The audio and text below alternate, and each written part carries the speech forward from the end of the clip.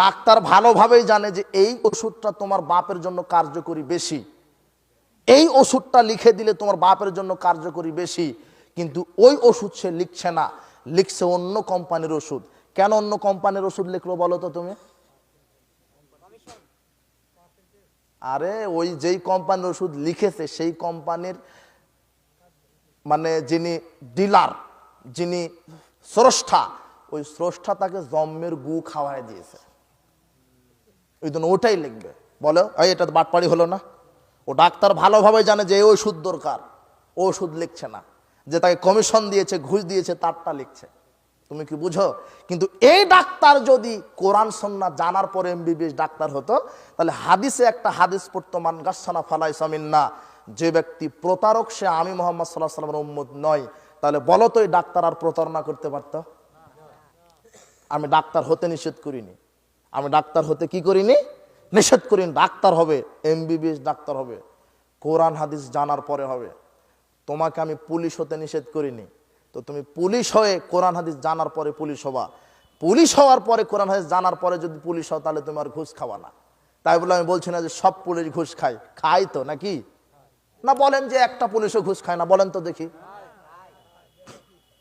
এই ছেলে শোনো, তুমি নেতা হবা, মেম্বার, এমপি, মন্ত্রী, চেয়ারম্যান হবা, তুমি এমপি হবা, মন্ত্রী হবা, অবশ্যই হতে হবে। দেশ পরিচালনা করার জন্য তোমাকে হতে হবে। তুমি কোরআন সুন্নাহ জেনে নেতা হবা। কি জেনে নেতা হবা? কোরআন সুন্নাহ জেনে। তাহলে কোরআন আল্লাহ বলছে নমাই ইয়াগলুল লিয়াতি বিমাগাল্লাই ইয়াউমাল কিয়ামা, যে ব্যক্তি যা আত্মসাৎ করবে বিচার মাঠে সেটা কাঁধে নিয়ে উপস্থিত হবে। যে ব্যক্তি যা দুর্নীতি করবে, 10-এর পয়সা, জনগণের পয়সা, রাষ্ট্রীয় কোষাগার থেকে যা দুর্নীতি করবে সেটা কাঁধে নিয়ে বহন করবে। শোনো, আবু হুরায়রা রাদিয়াল্লাহু আনহু বলছেন, রাসূল সাল্লাল্লাহু আলাইহি ওয়াসাল্লাম বলেছেন, আহাদা রাজুলুন লিরাসূলিল্লাহি সাল্লাল্লাহু আলাইহি ওয়াসাল্লাম গোলামান ইউকালু লাহু মেদাম। মেদাম নামক এক লোককে রাসূলকে হাদিয়ে দেওয়া হলো, বলা হলো যে এটা আপনার খাদেম, আপনার কাজ করবে, আপনার গাড়ি মুছে দিবে, আপনার অজুর পানি এগিয়ে দিবে, আপনার অনুষঙ্গিক কাজ করবে, এটা আপনার খাদেম, এই ব্যক্তিকে রাখেন। তো ওই ব্যক্তিটা রাসূল সাল্লাল্লাহু আলাইহি ওয়াসাল্লামের গাড়িটা মুছছিলেন। গাড়ি মানে উট, কি উট, উটের উপরে হাওদা আছে যেখানে মুহাম্মদ সাল্লাল্লাহু আলাইহি ওয়াসাল্লাম বসে সফর করতেন। মেদাম নামক লোকটা রাসূলের হাওদা মুছতেছিলেন, পরিষ্কার করতেছিলেন। ইজ আসাবা সাইমন আয়রন, হঠাৎ করে কোন দিক দিয়ে যেন একটা তীর এসে মেদামের গায়ে লেগে গেল, ফাকাতালাহু, মেদাম মারা গেলেন। তখন লোকেরা বলছে, বাহ হানিয়াল্লাহুল জান্নাহ, আরে রাসূলের খাদেম জান্নাতে চলে গেল, আরে রাসূলের খাদেম জান্নাতে চলে গেল। তখন মুহাম্মদ সাল্লাল্লাহু আলাইহি ওয়াসাল্লাম বলছেন, কাল্লা, কখনো নয়, ওয়াল্লাযী নাফসি বিয়াদিহি, সে আল্লাহর কসম করে বলছি যে আল্লাহর হাতে আমার আত্মা রয়েছে, ইন্না আখাযাহা ইয়াওমা খায়বার মিনাল মাগানিম লাম তুসবিহাল মাকাসিম, আমার এই মেদাম নামক গোলামটি খয়বারের যুদ্ধের দিনে রাষ্ট্রীয় কোষাগার থেকে, জনগণের সম্পদ থেকে একটা চাদর আত্মসাৎ করেছিল, দুর্নীতি করেছিল। লা তাশতাইলু আলাইহি নারান, এই একটা চাদর আত্মসাৎ করার কারণে তাকে জাহান্নামে উত্তপ্ত করা হচ্ছে। আর তোমরা বলছো জান্নাতে চলে গেছে। এই একটা চাদর রাষ্ট্রীয় কোষাগার থেকে দুর্নীতি করার কারণে আল্লাহ একে জাহান্নামে অগ্নি দাহ একে উত্তপ্ত করছে। ফালাম্মা সামিয়া যালিকান নাস, এই কথা যখন জনসাধারণ শুনতে পেল, যা রাজুলুন ইলান নবী সাল্লাল্লাহু আলাইহি ওয়াসাল্লাম শিরাকানা ও শিরাকায়নে, তখন একজন লোক একটা সুতা, সুতা বুঝেন কিনা, যে রশি গরু বেঁধে রাখেন, ছাগল বেঁধে রাখেন, বা আপনার স্ত্রী কাঁথা সেলাই করে, যেটাই হোক একটা সুতা, এই একটা সুতা নিয়ে এসে মুহাম্মদ সাল্লাল্লাহু আলাইহি ওয়াসাল্লামকে বলছেন, আল্লাহ রাসূল, আমি যে একটা সুতা রাষ্ট্রীয় কোষাগার থেকে দুর্নীতি করে চুরি করে নিয়েছি, জনগণ 10-এর সম্পদ থেকে আমি একটা সুতা আত্মসাৎ করেছি, আমার কি হবে? বলছে শিরাকুম মিন্নার আও শিরাকানে মিন্নার, একটা সুতা নাও আর 10টা সুতা নাও, পরিণাম জাহান্নাম।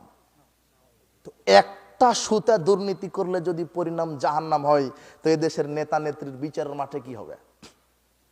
বুঝেননি মনে হয়?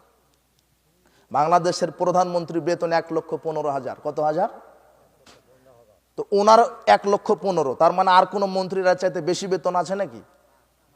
বুঝেননি মনে হয়, কম আছে। এখন কারো হবে 60, 70, 80, 85, 90, এরকম। তো মনে করেন একটা মন্ত্রীর 1 লক্ষ টাকা বেতন, তাহলে 12 মাসে কত লাখ? 12 লাখ। কিন্তু 6 মাস না দেখে লন্ডনে বাড়ি করলো কিভাবে? না বুঝনি মনে হয় তুমি, না ভয় করছো নাকি তুমি? এখন তো বাংলাদেশের একটা বকরি গরু কাঁঠাল গাছও ভয় থাকে, বুঝনি? মানে বীর্য তো শুকিয়ে ফেলেছো তুমি, তোমার তো মাজাই বল নাই। বেটা হক কথা বলতে ভয় কি? তোমার যেখানে যেখানে যেভাবে মৃত্যু আছে সেভাবে তোমার মৃত্যু হবে। তোমার কে কি করবে? তুমি বলছো যে বাপরে বাপ, ওর ছেলে ওর বাপ বড় নেতা রে, এই জন্য তুমি ভয় করছো। তো ওর বাপ হলো নেতা আর আমার স্রষ্টা হলো আল্লাহ, বুঝনি তুমি? কবে কাপুরুষ হয়ে গেছো তুমি? তুমি কি বুঝবা?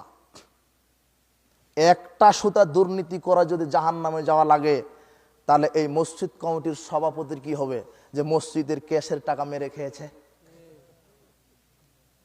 একটা সুতা দুর্নীতি করার কারণে যদি জাহান্নামে যাওয়া লাগে, তো মাদ্রাসার ওই প্রিন্সিপালের কি হবে, হেড মাওলানার কি হবে, হেডমাস্টারের কি হবে, যারা নিয়োগ বাণিজ্য করতে গিয়ে 10 লক্ষ টাকা উপরে দিয়ে পাঠিয়েছে?